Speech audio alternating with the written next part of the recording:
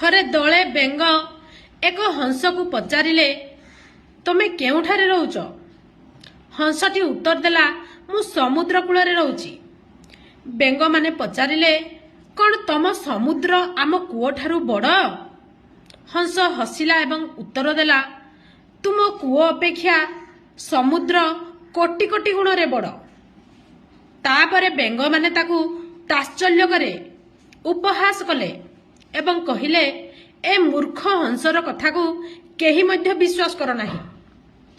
ଏଥିରୁ ଆମକୁ ବୁଝିବାକୁ ହେବ ଆଜ୍ଞା ଯେ ମୂର୍ଖ ଏବଂ ସଂକୀର୍ଣ୍ଣ ମନା ଲୋକମାନଙ୍କୁ କେବେ ହେଲେ ବୁଝେଇବାକୁ ଚେଷ୍ଟା କରନ୍ତୁ ନାହିଁ।